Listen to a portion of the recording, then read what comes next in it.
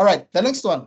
Bridget Jones Mad About the Boy. This is the fourth film from Bridget Jones that's coming out. The first one was Bridget Jones. Rob and I covered it last year. The second one is Bridget Jones Edge of Reason. The third one is Bridget Jones Baby. And then now the fourth one is Bridget Jones Mad About the Boy. It's coming out on the 13th of February on Peacock. And on the Peacock YouTube channel, it has 3.5 million views already.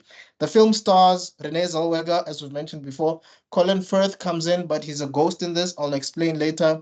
We do have Hugh Grant coming in. In the previous one, it was implied that he passed away, but at the end, we actually see a newspaper article saying that he actually is alive. He's not dead.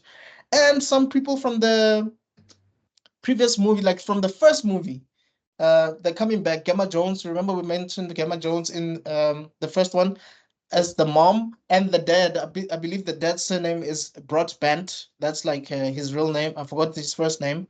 So the parents are coming back. You also have Chidwell Ejiofor coming in now. I believe he's like the teacher of the two babies in this movie. So he plays like a new love interest along with another gentleman. I don't have his name, unfortunately, on my notes here. But yeah, this is, what do you think, man? Bridget Jones.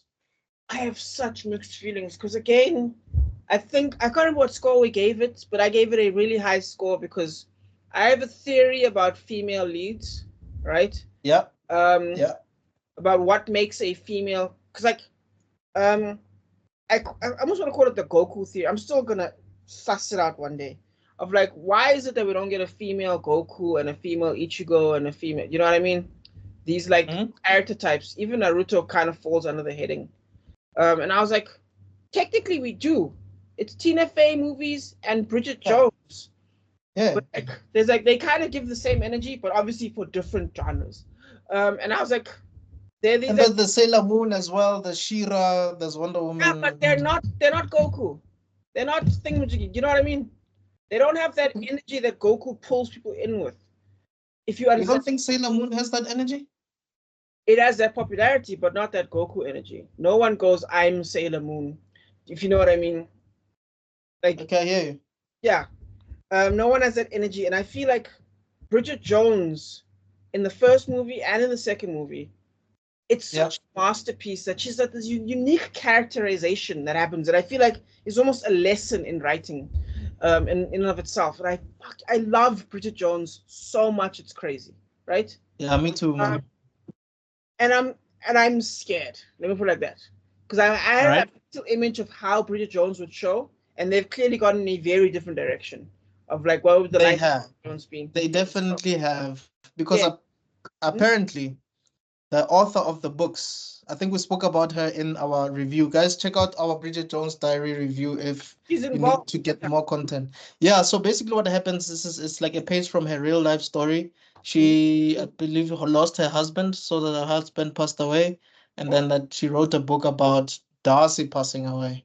So that's why in the beginning you do see Darcy, but then he disappears because she's ringing the doorbell. But then when someone opens the doorbell to greet her, we don't see Darcy anymore. So we could see like he's a ghost in this one. But Hugh Grant comes back. He is actually alive, and it seems like he's some sort of uncle because they call him uncle. Yes, I saw that. I'm like, so he's just a picture, but she's not trying to smash. So that's interesting. And he seems the same playboy that he was before. So I'm very curious. Yes, he seems to have matured a bit, which is a good thing. I mean, he's doing the girls with the big hair. It was a line. Oh my gosh. Yeah. So I feel he hasn't matured fully. Let's put it like that. He hasn't matured. Yeah.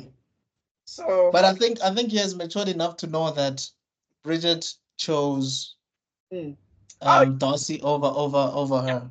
He's accepted. And it would feel a bit cheap if he was if we were to try to make a move on Bridget after Darcy passed away. Like, dude, come on.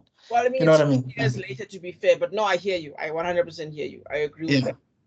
Yeah. It's so tricky because again, there are good things here, and there's also cliche things here, and I'm like, maybe is it me because I don't mind them changing, and I think that could be a good thing. Maybe maybe that's my fear is that maybe I'm scared that they're not gonna change enough. You understand what I'm saying? What do you mean by change? I think you need to be specific about that. I need to understand exactly where you're coming from. I don't want this to be cliche. Like, oh, they're doing the same thing over and over and over in the same way, in the same style, over and over and over again. You know what I mean? What do you mean by that? Why she has to like choose between two Uh-oh. guys or whatever? No. I'm talking about the flow. I think your record function turned off. Oh no, I'm still recording. Oh, okay. Because your background vanished. Yeah. Yeah, the background vanished because I'm charging my laptop. Oh, okay. Yeah. It couldn't make the half an hour. That's fair. That sucks, man. I hate that when that happens. Cool. So sorry. You were talking about the style. You don't want the same thing to be happening over and over again. Yeah. But at the same time, let's just put it like this. I'm scared.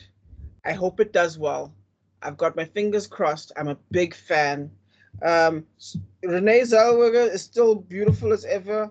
I love her. She's hilarious. Hugh Grant still is as technically he's a terrible person depending on who you talk to, and if you talk to him as well, he'll agree with that. You mean in this role, right? You're talking about this role. In general. I actually saw a clip of him and Colin Firth. So Colin Firth was being interviewed, and then Hugh Grant just comes in acting like he's about to sleep or is bored or whatever, and then he keeps interrupting Colin Firth and whatever. And then Colin eventually just leaves the journalist. But then after he leaves the journalist, because they like this banter between them, they're like brothers. I think you know this by now. Yeah. So after he leaves, and all of a sudden Hugh Grant is saying like all these great things about Colin Firth. No, it's the best guy. Yeah, No, whatever. And he's serious. Yeah. I think Hugh Grant thinks he's like a video game.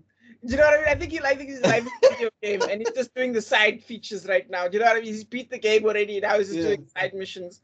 I love him so much. Yeah. So I am. No, he's amazing. I watched Heretic a few days ago, and I was in awe of his character. And I also watched The Gentleman as well, and I was in awe of what he was doing. He's so good in The Gentleman. Like, and a completely different accent in there. He's playing such a weasel, but he plays it so well. That's one of the movies that we need to do that one as soon as possible. We need to review that movie as soon as possible. That is amazing. The year of Guy Ritchie, as far as I'm concerned. Yeah, for sure. But he's such a good actor, because there's this thing where like we're discussing now about, oh, can this character carry a movie? Can this character carry a movie? You know what I mean? We're just talking about that. Yeah. Hugh Grant, without a doubt, can carry a movie. That's what we're talking 100%. about. Lawrence Fishburne, without a doubt, can carry a movie. No question. Right. It's easy for them.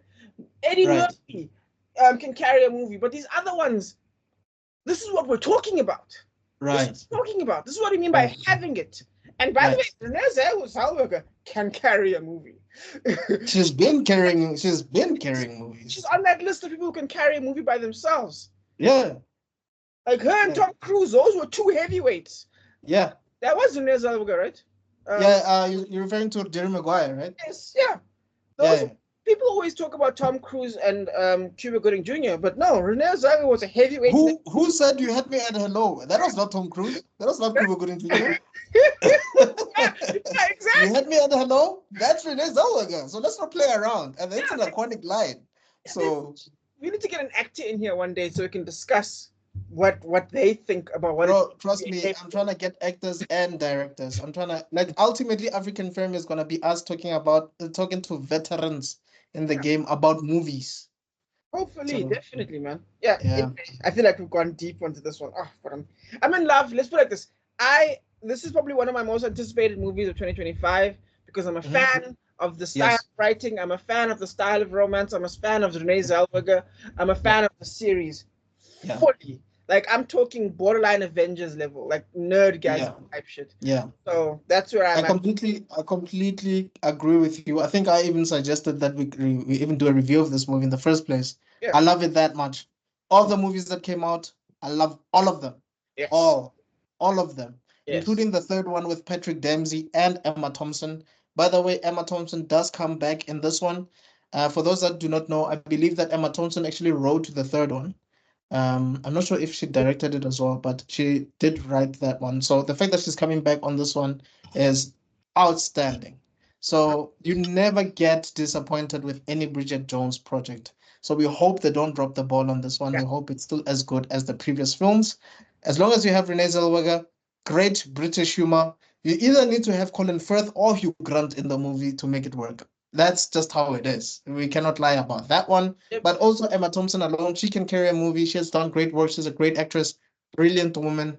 So all smiles from our side, all positivity, all optimism, all enthusiasm from our end. We hope it's gonna be a great movie. But that's it for this episode, guys. The two movies that we have touched on. The first one is Love Hurts, as we've mentioned before, Universal 10 million, Ki Kwan, Adriana de Bos, Mustafa Shakir, Sean Austin, February the 7th. But the second one is Bridget Jones Met About the Boy. It's coming out on February 13th on Peacock, and it already has 2.5 million views on YouTube, and it's going to be coming out on New Metro in the month of February. So do check out that movie if you do have some coins in your pocket.